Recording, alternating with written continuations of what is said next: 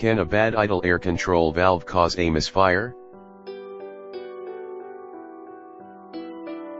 Even a dirty MAF sensor can cause a lean code and/ or misfire to occur.